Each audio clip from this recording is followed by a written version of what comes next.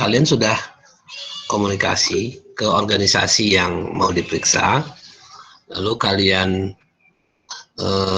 dapatkan surat tugas dari pimpinan, dari yang berwenang di situ untuk memeriksa, lalu kamu jalankan internal control kuesionernya.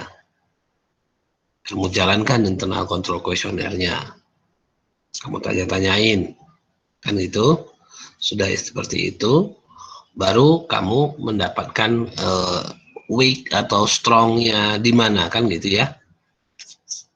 Weak atau strongnya di mana. Lalu setelah dapat, baru kamu buatkan yang namanya temuan.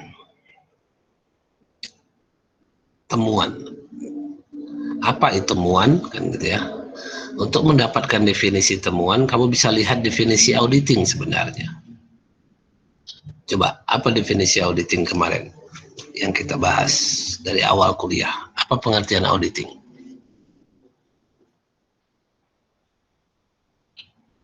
Ya. Ada yang bisa? Wahida? Mana catatanmu? Pengertian auditing, definisi auditing. Yang ada kerjaannya si itu ya, siapa dulu pertama kasus kita? Si Dina sama si Iqbal ya, Iqbal sama Dina gitu ya. Pertama kali kasus itu. Apa pengertian auditing? Apa definisi auditing? Coba sebutkan lu. Yang tahu. Jangan diam-diam aja. Iya Pak. Nah, coba, Wahida.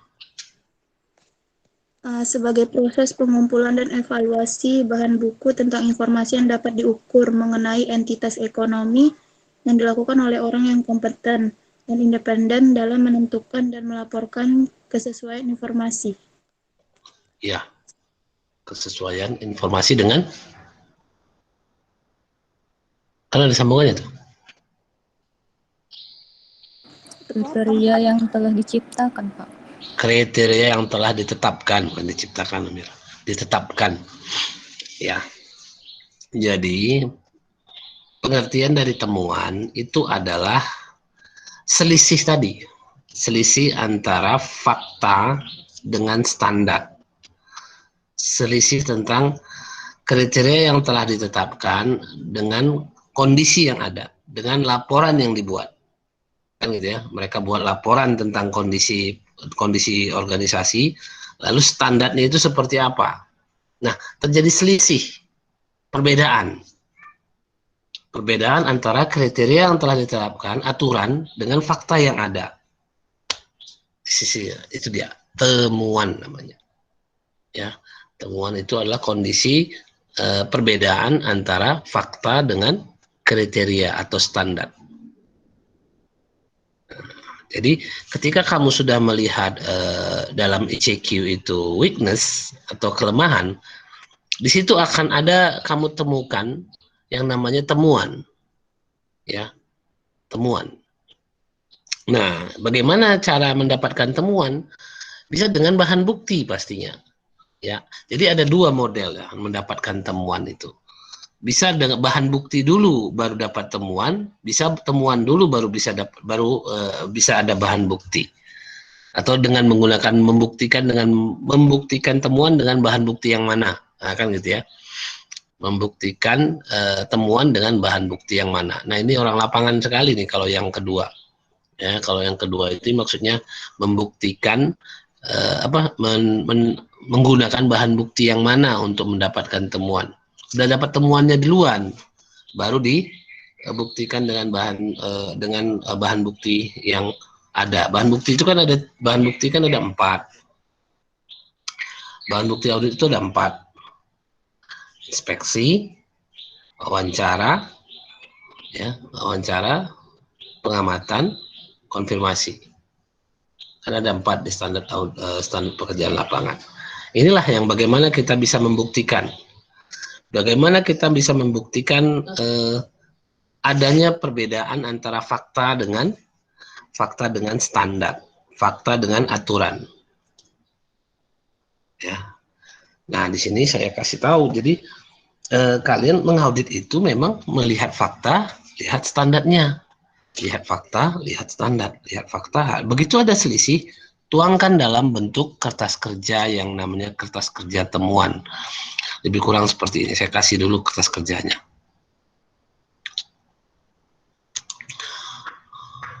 Model kertas kerja ya. Model temuan. Kertas kerja temuan. Mana dia? Kok nggak keluar? Oke. Seperti ini.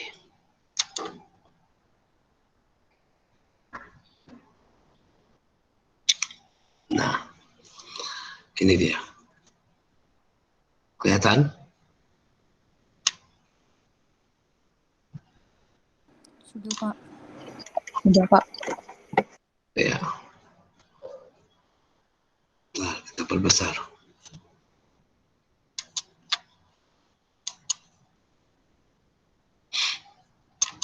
Besar-besar ya.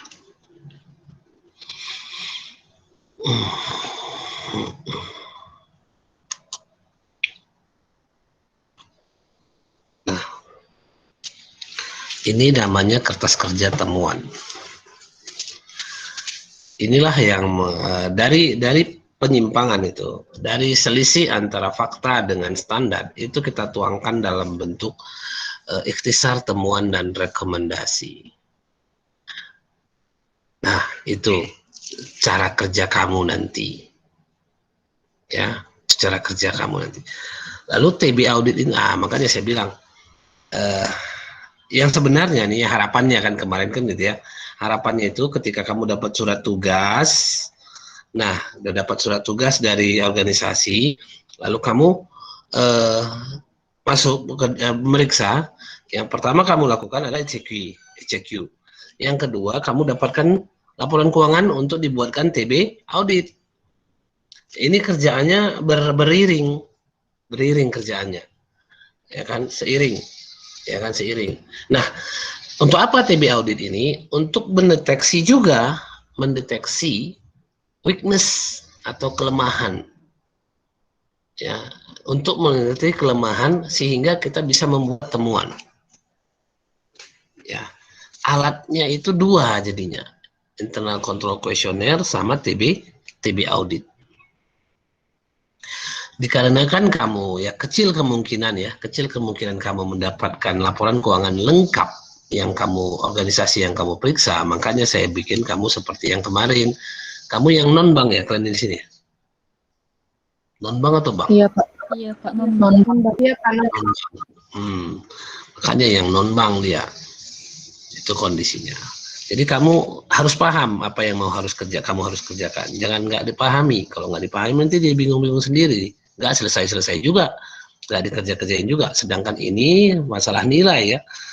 Artinya kalau kamu tidak kerjakan, ini nanti hasil akhirnya adalah laporan audit. Ini masih kertas kerjanya. Ini maka dikumpulkan. Ini bagian dari yang harus dikumpulkan. Ya, TB audit itu bagian yang harus dikumpulkan. Hasil internal control questionnaire itu bagian yang dikumpulkan. Nanti jadi laporan audit ya. Baru nanti laporan auditnya. Ya, laporan auditnya seperti apa nanti kamu akan lihat ya. Kamu akan lihat seperti apa. Ya, nanti ya tentu di materinya berjalan pelan-pelan. Kan? Tapi intinya seperti itu. Ya, kamu harus paham apa yang harus kamu kerjakan. Jangan tidak paham hal yang harus kamu. Kalau kamu masih AE yang diperiksa ya kan bingung juga ini mau meriksa atau mau gimana kan gitu ya. Jadi sampai di sini kira-kira ada pertanyaan sampai dengan tahap penjelasan tahap ini, ada yang mau ditanyakan?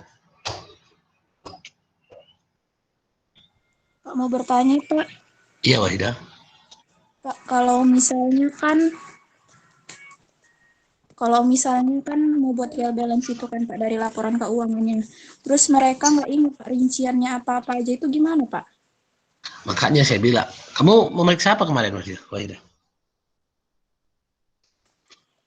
Rencananya mau top up jasa marga itu Pak. Apa tuh? Top up etol. Etol, oh ya, koperasi kan? Iya Pak. Bagian dari koperasi karyawannya itu kan? Iya Pak. Nah, jadi gini, Mereka itu kan nggak ada, makanya saya bilang tadi, mereka nggak ada laporan keuangan standar.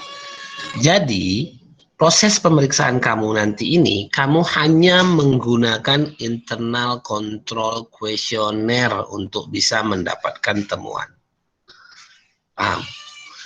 Nggak usah bayangkan kamu dapatkan laporan keuangan. Nah, kalau mereka ngasih tunjuk laporan kas paling. Nah, untuk mendeteksi temuannya di situ, kamu cukup pakai internal control questionnaire saja untuk mendapatkan temuan dari laporan kas mereka itu, atau buku kas mereka, atau buku stok mereka. Kamu cukup pakai internal control questionnaire saja. Ya. Jangan usah bayangkan kamu pakai TB audit yang membandingkan antara tahun sebelumnya sama tahun sekarang lalu akan gitu kan, enggak usah. Kamu cukup pakai internal control questionnaire saja. Ya. Tanya ya, makanya lihat internal control questionnaire yang mana yang cocok, penerimaan kas, pengeluaran kas, kan gitu. Ya tentu kalau buku kas, internal control questionnaire yang cocok itu adalah penerimaan kas dan pengeluaran kas. Itulah yang ditanya. Jadi ditanya-tanya gitu, banyak bertanya kita. Gimana Pak Hida? Iya Pak, berarti kan Pak itu kan banyak internal apa ya Pak? Question controlnya kan banyak Pak. Berarti nggak semua ya kan Pak? Ya nggak semua. Aja kan Pak? Mana yang cocok aja. Mana yang cocok, mana yang pas. Mau buat sendiri pun boleh. Mau buat sendiri pun boleh. Asal kamu memang betul-betul memang tujuannya untuk menilai ke internal kontrolnya. Makanya kamu harus pahami yang elemen pengendalian itu. Kan gitu. Kamu harus pahami elemen pengendalian sehingga kamu bisa mengajukan pertanyaan terkait dengan elemen pengendalian yang mana. Kan secara kemarin kan latihan kita, ujian kita kan itu. Boleh ditambah Pak pertanyaannya? Ya boleh. Boleh diganti. Boleh.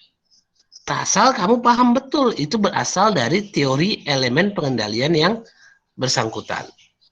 Contoh elemen pengendalian, lingkungan pengendalian misalnya. Ya kan, atau yang misalnya kas itu kan elemen pengendalian sistem informasi akuntansi misalnya. Ya kayak gitu. Jadi kamu search aja pun sekarang, nah, search aja di internet. Contoh internal control questionnaire persediaan misalnya. Udah ada itu. Ada itu. Jadi kan kamu bisa lihat ya, mana yang cocok untuk yang kamu perhatikan. Tentu di sini bukan dijadikan artinya apa? Tentu menyeluruh ya, artinya gini. Jangan pula yang kamu tanya yang gampang-gampang, yang semua jadi strong. Ya semua jadi strong, ya nggak ada yang diperiksa jadinya. Nah, itu bukan istilahnya, nggak itu tujuan kita kan gitu ya. Nggak itu tujuan kita. Yang tujuan kita itu mengetahui kualitas internal control di mereka. Ya semua lah ditanyakan kalau memang mau semua. Tapi ingat, lihat bidang kerjanya atau apa bidang usahanya kan gitu. Lihat bidang usahanya. Bidang usahanya ini terkait nggak, pertanyaan ini terkait nggak dengan bidang usaha ini. Contoh misalnya, kalau kamu tanya perusahaannya misalnya kantor pengacara misalnya, lalu kamu tanya di sini persediaan barang dagangannya bagaimana? Apa yang persediaan barang dagangan kan gitu, nggak nyambung. Nah itu ya nggak perlu ditanyakan. Jadi sesuaikan dengan ruang lingkup ataupun jenis usaha perusahaan. Betul Wahida, boleh ditambahin, boleh dikurangin. Kalau weakness semua yang dapat Pak, yang lemah semua, yang tidak semua gitu kan jawabannya, ya nggak apa-apa, ya bagus. Artinya kamu bisa mencari lagi, menggali lagi fakta selisih tadi, selisih antara fakta dengan standar. Nah, kan gitu. Jadi kamu bisa menuangkannya dalam bentuk ini dia ikhtisar temuan dan rekomendasi ini. Ya, itu kondisinya Wahida. Yang lain kira-kira? Pak. Tapi buktikan juga lu Wahidah ya. Kamu suratnya mana? Belum ada kamu tulis ke saya. Apa kamu nggak ada kamu share? Belum ada kamu share surat tugasnya? Iya Pak, belum Pak. Nanti toto kita cakap-cakap nggak jadi lagi. Aduh. Kenapa Indita? Itu Pak, internal kontrolnya ada batasan nggak? Kayak misalnya minimal atau maksimal pertanyaan gitu Pak? Artinya sampai kamu bisa melanjutkan proses pemeriksaan ini. Nanti saya bilang bahasanya, ya dapatkanlah ya weakness-nya yang bisa kamu lanjutkan untuk bisa mengisi form ini. Kalau kamu nggak ada weakness, bagus semua Pak, sempurna, excellent. Kayaknya itu di surga. Ya nggak ada yang kayak gitu. Ya nggak ada yang kayak gitu. Pasti ada juga masalahnya. Perbedaan antara, jadi begitu dia weakness, begitu dia lemah, begitu dia jawab tidak, dari internal control questionnaire yang sudah kita kasih sesuai dengan form yang saya bagikan itu, ketika dia jawab tidak, itu kemungkinan besar ada perbedaan antara fakta dengan standar, antara fakta dengan aturan. Itu maksudnya. Ya, jadi sampai sejauh mana, ya sampai kamu bisa melanjutkan kembali pekerjaan. Nah, kalau saya bilang nanti yang kamu laporkan itu nanti minimal 4 temuan. Minimal 4 temuan. Ya, nanti untuk jadikan laporan audit, itu yang laporannya ini, yang kayak gini nih, ini minimal 4 seperti ini. Ya, 4 seperti ini. 4 temuan berarti. Satu besar temuan dan rekomendasi ini, satu bahan bukti ya. Jadi gini contohnya. Nah, kita masuk ke pembahasan yang di sini. Jadi di sini yang ada klien PT Media Suara Prima, periode, kapan pemeriksaannya. Di sini unitnya ini sebenarnya. Ini unit yang di sini nih, di cabang Sedempuan ini bahasanya unit lah. Unit apa, pemasaran, HRD atau apa kan gitu ya, itu terserah. Lalu di sini file referensi, maksudnya nomor kertas kerja ini nomor berapa, sign itu maksudnya tanda tangan yang nyiapkan siapa, tanggal berapa dia nyiapkan, review ada yang mereview, tanda tangan tanggal berapa dia review. Nah, di kolom pertama ini ada ikhtisar temuan dan rekomendasi, ini adalah judulnya. Ini adalah sebenarnya judulnya, ikhtisar temuan dan rekomendasi. Di kolom pertama ini ada namanya fakta dan kondisi yang ada serta sebab terjadinya penyimpangan. Nah, dari kita melihat internal control questionnaire lalu dia bilang tidak. Contoh ini asalnya dari internal control questionnaire nih bahasanya. Ya kan? Faktanya ini terdapat pengeluaran persediaan kartu perdana dari petugas stokis tanpa persetujuan pihak yang berwenang dikarenakan tidak adanya sistem yang tidak jelas. Tidak adanya sistem yang jelas maksudnya. Tidak ada sistem yang jelas. Kalau tidaknya 2 kali berarti iya ada ya kan. Misalnya. Tidak adanya sistem yang jelas terkait otorisasi pengeluaran persediaan kartu di gudang. Nah, ini dia. Ini muncul dari internal control questionnaire apa? Ini muncul dari ini saya ingat ini kemarin ya kan. Ini muncul dari ketika kita melihat, saya melihat ini kondisinya ketika di lapangan, saya melihat petugas sales itu bolak-balik mondar-mandir ke gudang kartu perdana, ya kan, gudang tokonya itu kan di perusahaan. Santai aja, nggak ada apa-apa, langsung ambil barang keluar, langsung ambil barang. Itu terjadi ketika saya apa itu namanya? Saya inspeksi, bukan inspeksi, pengamatan. Tapi pengamatan nggak bisa kita tuangkan. Lalu saya bikin lebih tajam lagi bahan buktinya. Lalu saya lakukan tanya jawab ke petugas gudang.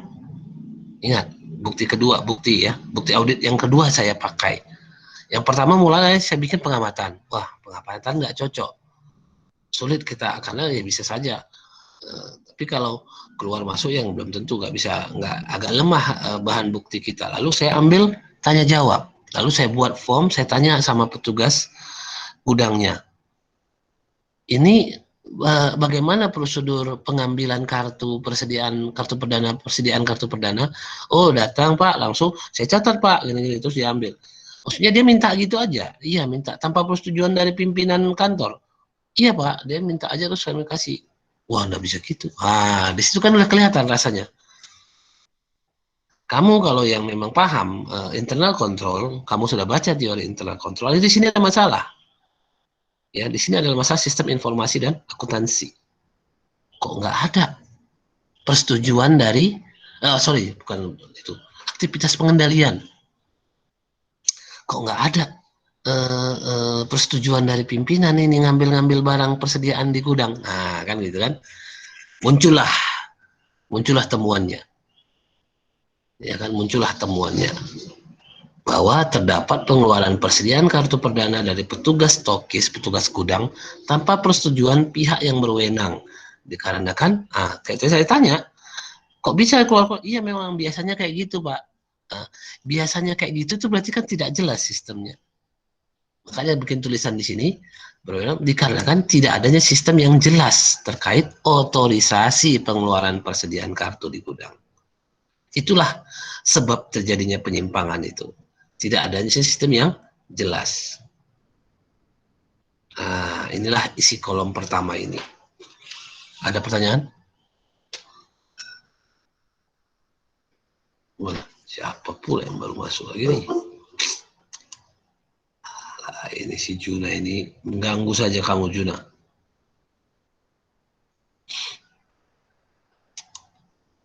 Oke. Paham ya runutan kerja kita ya. Jadi dapatkan surat tugas, lalu jalankan internal control kuesioner, lalu dapatkan temuan. Kira-kira di mana yang kurang jelasnya?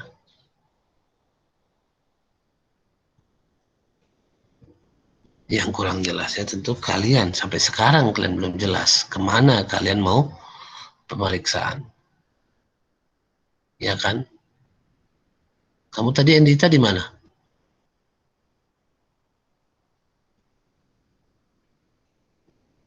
Iya, Endita. Oh, Endita. Iya, Pak.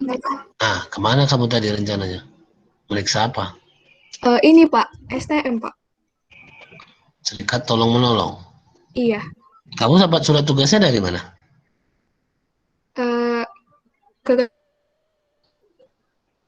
Dari mana? ketuanya gitu ya, Pak? Ya saya nanya kamu. Iya, Pak. Ke ketuanya. Siapa ketuanya? Ketuanya Siapamu? ini, Pak, teman orang tua saya, Pak. Ya pasti teman orang tuamu.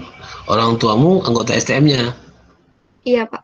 Anggota atau bendahara juga atau pengurus juga? Bagian ini juga, Pak, kayak bendahara, tapi bendahara di wilayah gitu, Pak. Bendahara di wilayah? Iya, bendaharanya tuh kayak ada berbagai wilayah tuh dia masing-masing ada gitu, Pak. STM apa ini? Muhammadiyah? Enggak, Pak. Serikat Jadi? Tolong Menolong, Pak. Iyalah. STM apa namanya? Namanya, Pak, Al-Ikhlas. Al-Ikhlas. Oh, ada wilayah, Iya. maksudnya wilayah kelurahan atau lingkungan gitu? Iya gitu, Pak. Oh gitu, ya. Nah, pastikan dulu dapat nggak kamu surat tugasnya, ya kan? Kawan-kawan pun, jadi gini kan udah saya ingatkan berkali-kali orang kalau udah cerita audit itu, gimana gitu, ya agak berat sebenarnya. Kalau kamu belum yakin kamu ngomong sendiri. Kemarin kamu Dini kemana? Ke koperasi, Pak. Udah dapat surat tugasnya? Belum, Pak. Kenapa belum dapat? Iya nanti, Pak. Belum dijadwalkan, Pak, sumpahnya, Pak. Oh ya, apa yang ditunggu? Ya mungkin akhir pekan, Pak. Oh, weekend ya. Weekend itu liburan Dini. Oh ya, kalian liburan terus ya. Rania.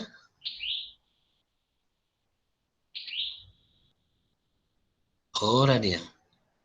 Saya Pak, Kemana rencananya? ke bimbingan belajar gitu Pak. Bimbel apa? Insan cendekia Pak. Insan cendekia. Kamu kenal siapa di situ? Dia dulu guru saya Pak waktu SMA. Terus dia udah buat bimbel sendiri gitu Pak. Sekarang udah banyak guru-gurunya di situ. Oh, Insan Cendekia ya. Dia yang punya itu berarti? Iya Pak, dia yang punya sama dia ketuanya Pak. Udah ngomong kamu? Udah Pak, dia udah ngasih tapi belum ketemu buat tanda tangan surat tugas Pak. Oke, segerakan itu. Iya Pak. Ya. Jadi tinggal dijalankan nanti internal control kuesionernya. Nah, jadi minggu depan kamu sudah bisa dapatkan itu akhirnya ya. Sudah dapat kamu surat tugasnya minggu depan, lalu hari Senin ya, hari Selasa Glenn. Hari apa Glenn? Hari Selasa ya. Hari Selasa kalian tampilkan nanti TB yang sudah kalian susun. Ya, hari Selasa kalian tampilkan ke saya trial balance yang sudah bisa di-share. Nanti silakan nanti di laptop ya. Di laptop aja, kalau yang mau dia langsung aja kamu sharekan nanti di sini biar kita sama-sama lihat seperti apa yang kamu buat. Ya, seperti apa yang kamu buat biar saya koreksi sekalian di situ. Ya, biar saya koreksi sekalian. Ya, itu kondisinya ya. Jadi, nah, inilah kolom pertama. Inilah isi kolom pertama. Fakta dan kondisi yang ada serta terjadinya penyimpangan. Ini bisa didapat dari bahan bukti audit. Bisa juga dapat dari, ya tentu dari gini. Awalnya itu internal control questionnaire. Kan? Kalau ini memang betul-betul saya dari ini ya, dari bahan bukti audit kita inspeksi, kita jalan, kita datang ke lapangan lalu kita dapatkan itu. Kalau yang dari internal control questionnaire biasanya apa Pak? Itu ya biasanya tadi ketika contoh aja nih. Ketika kamu tanya, ada nggak yang laporan keuangannya siapa yang buat? Kan gitu kan. Bendahara katanya kan. Kira-kira menurut kamu dari sisi internal control, kalau bendaharanya yang buat laporan keuangan kira-kira kuat atau lemah? Coba.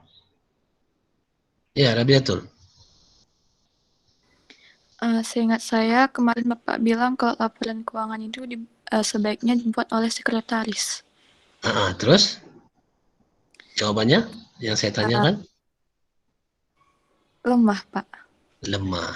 Iya, memang lemah. Ya, bukan karena jawaban saya sebenarnya Rabiatul.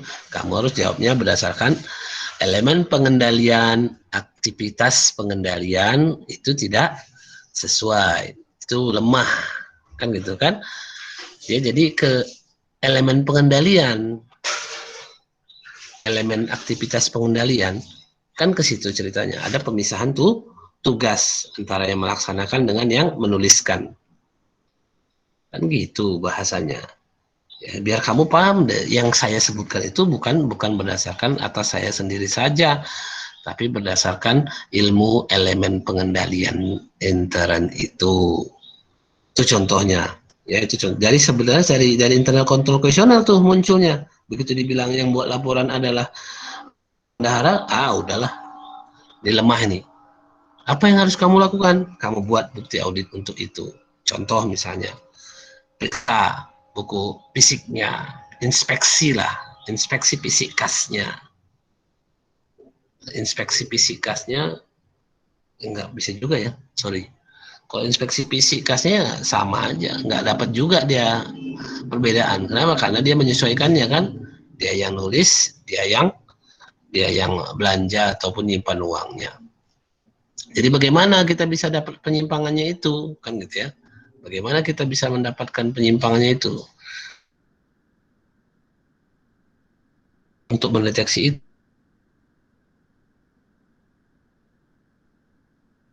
memang dia ketika inspeksi,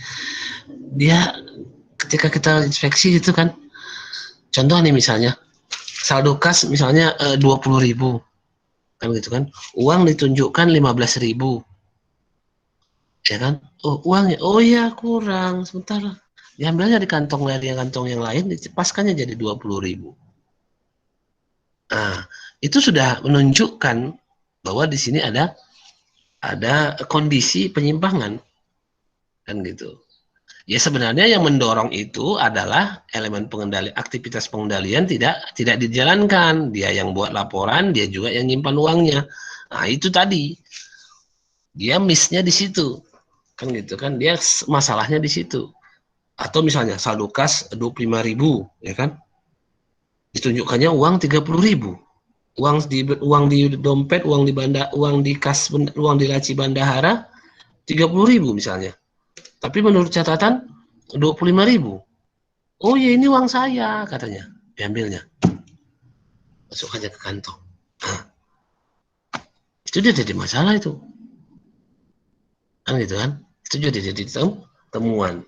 Apa temuannya? Bercampur uang pribadi dengan uang organisasi. Itu yang sering terjadi kalau di bendahara-bendahara itu. Kalau di bendahara-bendahara itu yang terjadi adalah bercampurnya uang pribadi dengan uang organisasi. Jadi ketika kita inspeksi fisik uang, kayak itu kondisinya. Wah kalau gitu saya sudah langsung buat fakta dan kondisi yang ada serta sebab terjadinya penyimpangan. Faktanya apa? Terdapat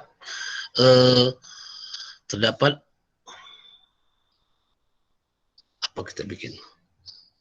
Penyatuan fisik kas pribadi dengan organisasi oleh bendahara, dikarenakan catatan dipakai juga ya, catatan dilakukan oleh bendahara dan juga dia juga yang menyimpan uangnya. Nah, kan itu sebabnya kenapa begitu. Sebabnya kenapa dia istilahnya bercampur uang pribadi dengan uang organisasi, karena yang nyatat dan yang nyimpan uang dia juga. Nah, itu yang jadi masalah. Ya, itu yang jadi masalah. Ya. Oke, kenapa Hasriani?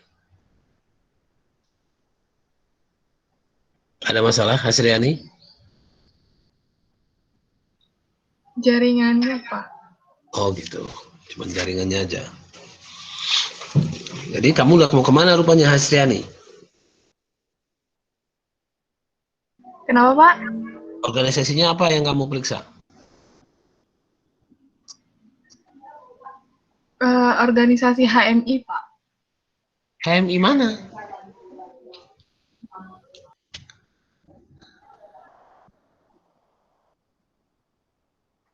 HMI mana Hasriani?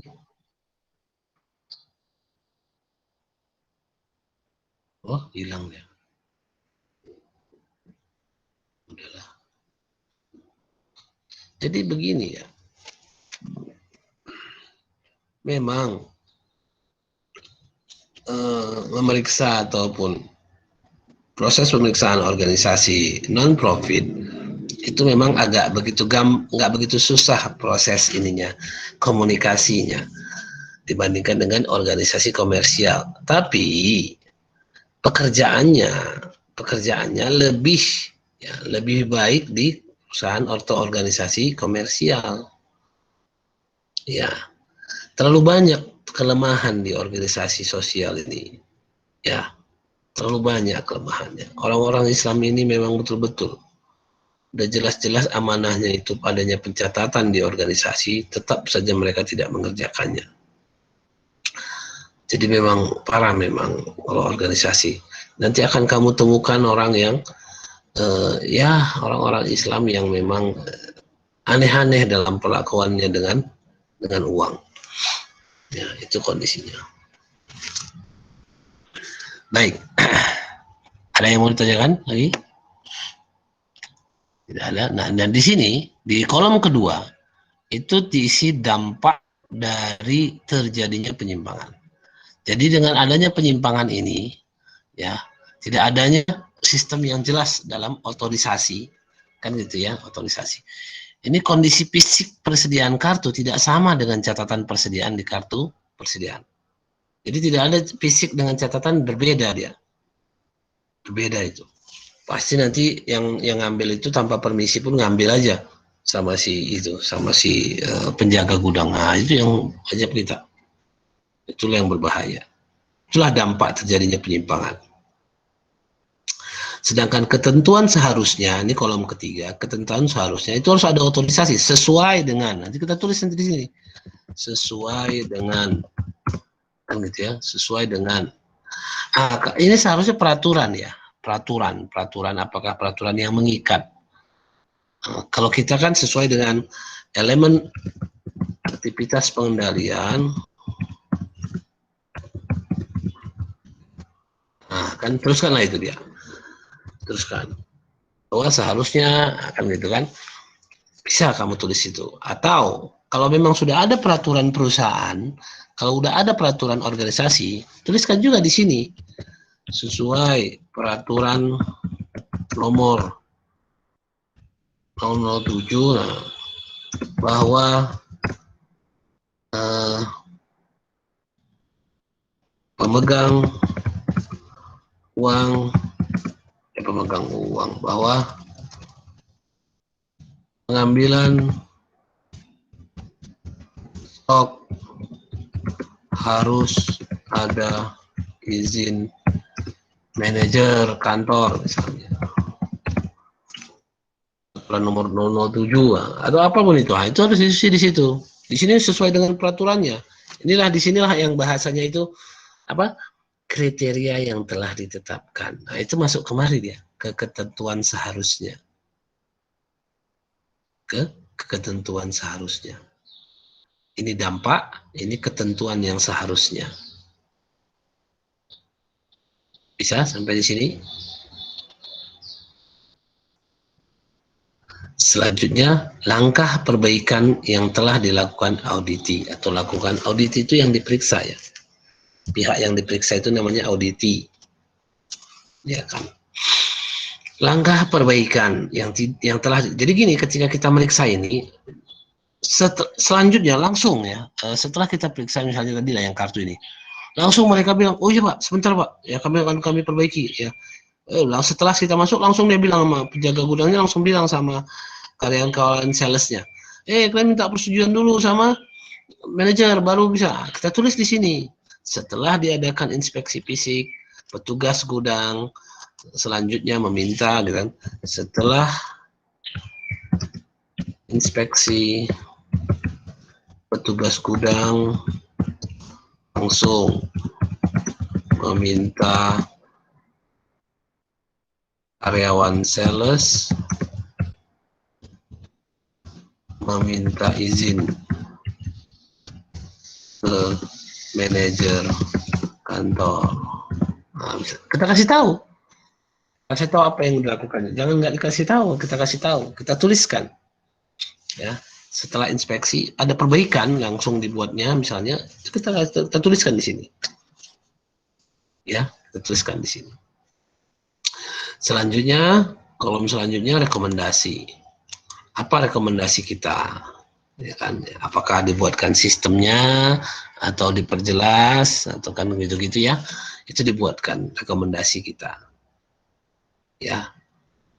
Ini kalau dia dalam bentuk prosedur. Tapi kalau dalam bentuk harta, angka, maka rekomendasinya adalah jurnal koreksi.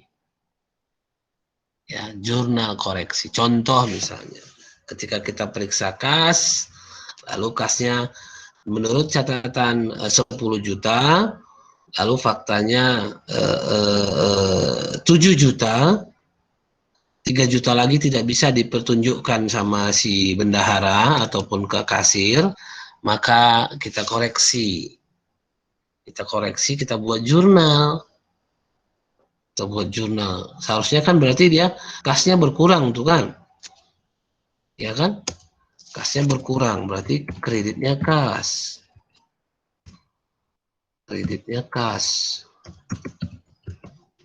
Itu kreditnya. Sorry. Kreditnya kas. Debitnya piutang karyawan.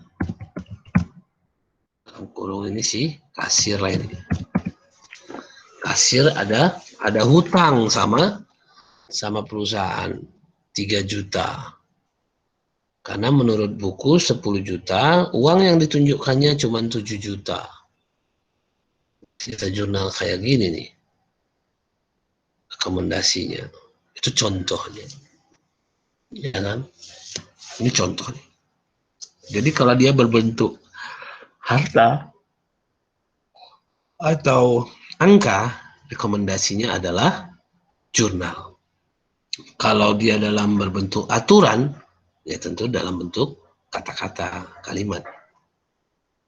Lalu di sini ada auditor, tanggal berapa nih tanda tangan. Lalu di sini ada tanggapan auditi. Kita minta tanggapan auditinya.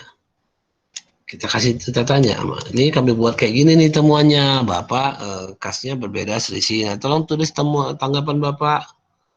Bisa dibilang nggak terima saya katanya. Ya tulisnya di situ Pak, tidak terima. Bisa aja ditulis di sini. Tidak terima saya. Kasir tidak terima. Kan bisa saja begitu ya kan. Bisa saja dibikin tidak terima katanya. Ya sudah nggak apa-apa. Nggak ada masalah sama kita. Ya pokoknya kita laporkan saja. Lalu ini kolom setuju tidak setuju ini adalah review dari atasan kamu. Ini review dari atasan staf, ini tetap direview. Ini diterima atau tidak diterima temuannya. Kan gitu. Maka kalau tidak diterima, dia bikin dia coret setujunya, dia bikin ini tidak setuju, atau dilingkarin tidak setujunya. Kan gitu. Dilingkarin tidak setujunya supaya bisa ini masuk atau enggak ini ke daftar temuan kita. Nah, sampai di sini kira-kira ada yang kurang jelas? Pak, saya yang bertanya, Pak. Iya, Dini. Pak, untuk yang kolom langkah perbaikan itu, Pak, untuk pernyataan yang kita isi, misalnya si audit itu memang sudah melakukan perbaikan, atau dia cuma bilang aja, iya nanti dibuat sistemnya seperti itu, gitu. Masih dibilang gitu, Pak, atau kita sudah kalau lihat dibilang, perbaikan? kalau dibilang itu belum. Dibilang berarti masuk ke tanggapan. Dia masuk ke tanggapan ya. Kalau dia cuma cakap saja, masuk ke tanggapan. Tapi kalau dia sudah action ini ya. Nampaknya langkah perbaikan. Sudah action ya, baru kamu tulis. Macam ini kan, setelah inspeksi petugas langsung meminta karyawan sales, meminta izin ke manajer kantor. Bisa gitu. Ya kan kita tengok lagi dia. Bisa. Itu kondisinya. Ada lagi kira-kira? Pak, saya Pak. Kenapa ya? Jadi kalau misalnya dia masih cakap-cakap kayak gitu, itu dikosongi, Pak. Iya, kalau masih cakap-cakap itu dikosongin. Kalau udah ada langkah yang kamu lihat langsung, ya baru diisi. Apa rupanya contohnya? Apa contohnya, Rania? Misalnya dia kayak tadi, Pak, dia yang punya, dia yang buat laporannya gitu, Pak, yang buat sendiri gitu. Nggak ada kayak sekretarisnya gitu, Pak. Jadi kan kita kayak nyuruh harus ada sekretarisnya, baru dia bilang yaudah nanti gitu, Pak. Nanti. Iya. Jadi ya kembali kita harus skeptis, Rania. Skeptis profesionalis. Ya dia bilang nanti, terus apa buktinya nanti itu? Kan gitu. Apalah buktinya nanti? Kalaupun iya katanya, oke, langsung dia panggil karyawannya. Sekarang kau pegang bukunya, dikasihnya bukunya langsung. Nah, kau di depan kita, kau nyatat sekarang, SK-nya keluar. Nah, misalnya kan gitu kan. Boleh. Bisa kamu tuliskan. Macam inilah, setelah inspeksi, kan ini bahasanya nih. Langsung petugas langsung meminta karyawan sales. Maksudnya begitu kita datang, dia langsung bilang sama karyawan salesnya, kalian minta dulu ke sana, langsung action dia. Kalian nggak kasih barangnya, kalau kalian nggak minta izin dari manajer kantor. Nah, itu kan, dia langsung action. Bukan cakap-cakap. Ya, jadi berarti kan dia tidak menerima lagi yang mengambil atau meminta barang tanpa ada surat persetujuan dari manajer kantor. Dia tidak menerima lagi memang. Lalu dia action. Enggak lagi. Kita masih di situ. Apalagi kita masih di situ. Ya udah jelas. Oh, ya, baru bisa kita tulis. Tapi kalau masih sakap-sakap saja, ini lagi kan ditelah kan yang telah dilakukan, bukan yang akan dilakukan. Di sini bahasanya bahasa yang yang telah, bukan yang akan. Nah, kalau akan di sini dia tanggapan.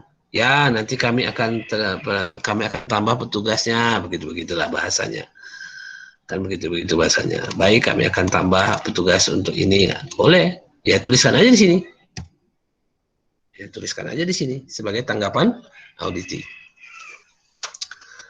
Ya, baik. Yang lain?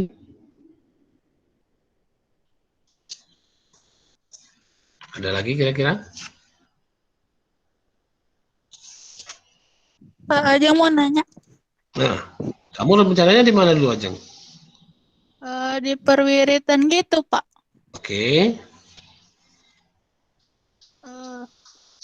Ajeng mau nanya bagian rekomendasi. Jadi masih kurang paham, Pak, yang rekomendasi. Baik, gini aja nanti. Memang saya yakin kamu pun, bukan kamu saja, Ajeng. Ya.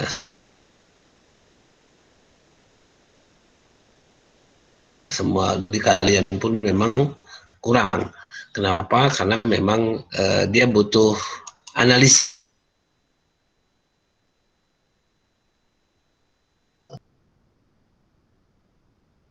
Problem solving. Ya, itu nanti kita akan bantu. Saya akan bantu. Kamu silakan di depan. Kita akan diskusikan di kelas ini. Kenapa? Ini siapa nih? Ini atau siapa? Yang angkat tangan. Siapa yang angkat tangan ini? Ini, Pak, maaf. Oh ya. Oke, ya seperti itu. Jadi kalau memang kamu ada masalah dengan rekomendasi, kasih tahu. Ya artinya ya kita akan kasih bantu. Ya itulah gunanya kita lagi belajar. Nggak mungkin kamu bisa. Kalau ini memang terus terang. Kalau rekomendasi itu kan butuh problem solver ya. Problem solver. Jadi kita harus bantulah, kita akan bantu. Kenapa Dini? Enggak, Pak. Karena kamu suaranya nampak di sini, hidup. Oke, ya jadi itu ya, jangan khawatir kalau ini. Tapi intinya solusi gitu ya. Sebenarnya sih gampangnya, kalau dia peraturan, tinggal kita mengacu ke sini. Ketentuan yang seharusnya. Ya kan? Rekomendasi itu sebenarnya tinggal menuju ke ketentuan yang seharusnya. Kan gitu. Mau kemana lagi kalau bukan ke ketentuan yang seharusnya. Itulah rekomendasi kita. Ini jurnal ini pun, jurnal misalnya contohnya tadi kan kasirnya apa. Itu kan memang kita ke ketentuan yang seharusnya. Artinya kasnya tidak ada, tapi diambil atau dipegang sama karyawannya, kasirnya. Ya tentu kita bikin piutang kepada karyawan. Piutang kepada karyawan, kasnya berkurang. Kasnya harus sesuai dengan fisik. Catatan dengan fisik itu harus sama. Itu standarnya. Kan gitu. Itu ketentuan yang seharusnya. Ya kan? Itu ketentuan yang seharusnya. Baik, ya. Begitu ya, Ajeng ya. Iya, Pak. Makasih, Pak. Iya. Yang lain?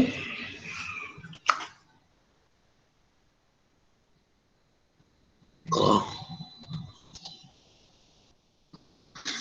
Nah, sekarang minggu depan ini kamu harus fokus untuk bisa mendapatkan surat tugas ini. Saya tutup dulu. Kamu harus fokus mendapatkan surat tugas ya. Jangan sampai kita cerita-cerita kamu belum dapat juga surat tugasnya. Kamu belum dapat juga surat tugasnya. Itu kondisinya. Jangan sampai kita cerita-cerita panjang-panjang, cerita apa macam, tapi kamu nggak dapat juga surat tugasnya. Itu yang saya harapkan kepastiannya. Kita harapkan kepastiannya supaya kamu pun bisa terus bekerja. Ya, oke. Ada lagi kira-kira? Kamu kemana, Safira? yayasan, Pak. Kalau misalnya nanti Ibu tuh belum sembuh juga, diganti sama berwiritan atau pengajian, Pak. Oh gitu. Iya, boleh. Yang perusahaan nggak ada ya? Siapa yang perusahaan? Wahidah ya? Wahidah kemarin apa Wahidah?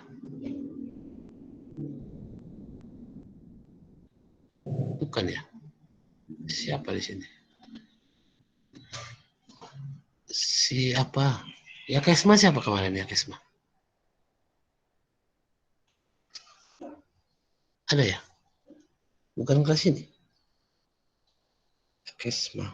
Siapa yang kemarin? Lupa. Adisti kamu di mana Pak? Kalau Yayasan Asosiasi Pemuda itu bisa Pak? Yayasan Organisasi Asosiasi Pemuda Peduli. Pemuda Peduli. Oh, kamu dapat surat tugasnya dari mana? Belum dapat sih Pak, masih nyari-nyari gitu. Kamu kenal siapa di situ? Teman saya Pak. Oh, jadi gini ya, kalian bagus memang mengandalkan teman, bagus, ya bagus. Cuman kalau teman kamu, kalau macam siapa tadi temannya yang direkturnya, ya bolehlah, kan gitu ya.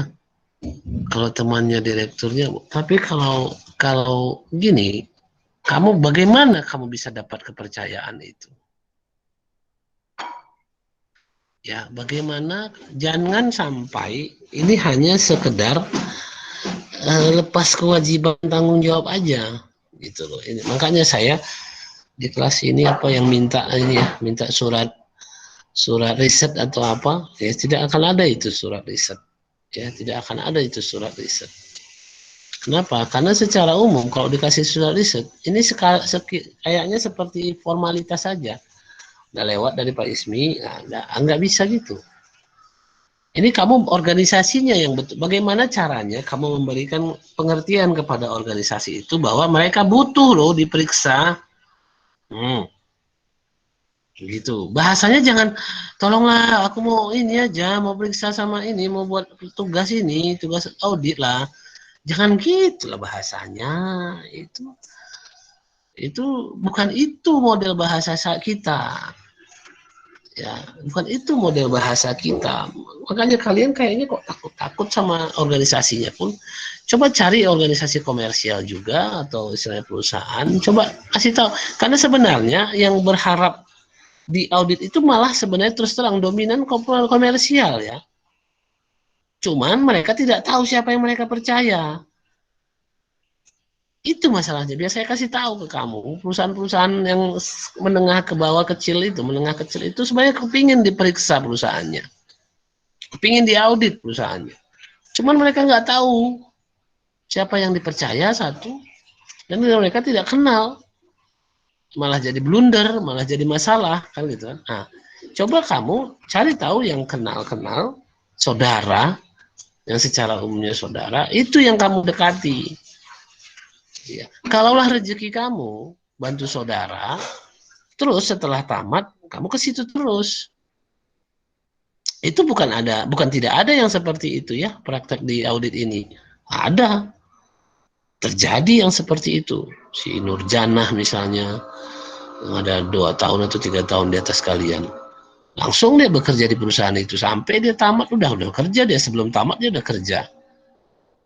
Begitu ditemukan temuan dia nggak ada catatan kas dan banknya, kasnya nggak connect ke banknya, dikasih tahu sama si Nurjanah itu, dah kerja dia di situ, eksportir kopi di Aceh. Saudaranya juga ada si Soraya pun juga gitu kan, Soraya koperasi mamanya, langsung dia buat pembukuannya, karena mereka merasa perlu, karena selama ini tidak ada yang bisa buat. Kalau wiritan, kalau apa, iya oke lah. Cuman apa mereka butuh? Kan gitu bahasanya. Tingkat kebutuhan mereka seperti apa? Kan gitu. Apakah ada sanksi kalau bendaharanya bakal dipecat kalau misalnya dia tidak sesuai dengan standar aturan? Apakah dipecat? Kan enggak juga. Kan gitu bahasanya. Jadi kalian mau ngapain sekarang? Mau lepas tanggung jawab aja ya udah. Tapi ingat, ya kan? Kalau nggak kalian kerjakan ini, nggak ada nilai kalian final test. Itu malah memberikan. Tapi satu sisi ini bisa menjadi motivasi, gitu loh. Kerjakanlah yang betul-betul. Nah, yang bisa membuat kamu prakteknya lebih bagus itu adalah organisasi komersial. Di situ sebenarnya. Saya lihat kalian kemarin ini kayaknya kok beradu organisasi sosial. Ya boleh-boleh saja. Tapi apakah mereka butuh? Apa kalian omongkan sama mereka? Sekedar tugas kah? Ya sudahlah. Harus sekedar tugas. Cuma lagi mau dibilang. Enggak seperti itu loh bahasanya. Ya, enggak seperti itu. Kita baca dulu, kita cerita dulu sama dia. Sebenarnya kami begitu. Perlu nggak Om di situ ada tahu gimana pemeriksaan ini? Ya, bisa kok rupanya katanya. Ya lagi belajar, ada pula tugas. Baru belakangan tugasnya. Bukan itu duluan, bukan tugasnya duluan yang diomongin. Gali dulu kebutuhan organisasinya, baru muncul kata tugasnya. Kalau kamu misalnya, siapa kamu? Kau kan nggak pandai atau gimana? Ya, omongin aja nama saya. Dosen saya akuntan. Dosen saya auditor. Bisa, dia yang bimbing. Itu. Omongin. Beberapa orang dulu, kalau nggak silap saya si Pak Harun lah. Pak Harun kakak senior kalian. Sama bapaknya diomongkannya, dosen saya Pak akuntan, dia mau langsung dikasih dia, diizinkan. Bapaknya itu ketua koperasi, karyawan di kantornya. Kasih tahu kan. Nah, yang kayak gitulah. Dibuatlah laporan, nampaklah laporan keuangannya, kita koreksilah laporan keuangannya sesuai standar begini-begini ya, diskusi sama saya. Si Pak Harunnya yang kerjain. Bukan saya yang ngerjain, Pak Harunnya yang ngerjain. Gitu bahasanya. Ini memang ya itu tadi ya, kembali ke kalian. Kalau memang mau ilmunya silahkan. Tinggal di kaliannya. Ya, tinggal di kaliannya saja. Memang sih tidak semua yang semangat, saya yakin seperti itu. Tapi ya sudah, itu masalah kalian kan. Istilahnya seperti inilah belajar audit itu. Paling nanti kalaupun kalian tidak fokus, walaupun tidak serius, kalian paling muncullah kata-kata penyesalan itu. Kenapa? Karena dimanapun kamu, kalau nggak kamu yang meriksa, kamu pasti diperiksa. Ya. Kalaulah seperti ini caranya ya. Jadi kamu tahu kenapa kamu diperiksa di bidang kasir. Itu sebenarnya auditornya nengoknya dari internal control kuesioner. Itu ditengoknya. Kenapa soalnya kamu jadi di organisasi atau di perusahaan jadi petugas gudang. Terus saya diperiksa, dapat temuan. Kok diperiksa saya? Kenapa begini? Kenapa begitu? Gitu kan? Kamu jangan bertanya lagi. Kamu pasti sudah tahu. Oh, saya diperiksa karena pastinya internal control kuesioner saya, internal control saya lemah di sini. Internal control perusahaan lemah di posisi saya. Jadi kamu paham. Santai aja kalau memang diperiksa. Oh, ini bukan kesalahan saya, ini kesalahan atasan saya. Karena dia yang membuat prosedur seperti ini, begini-begini. Kan jadi enak.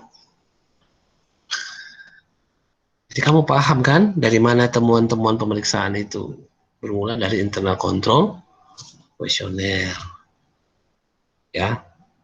Baik, saya kira itu saja. Kalau tidak ada lagi yang mau dibahas atau tidak ada pertanyaan. Nggak ada lah ya. Masa ada juga lupa ya. Yang laki-laki pun kayak batu semua di sini. Nggak ada ngomong. Walah, asik keren lah. Oke, kita akhiri dengan alhamdulillahirrabbilalamin. Assalamualaikum warahmatullahi wabarakatuh. Assalamualaikum warahmatullahi wabarakatuh.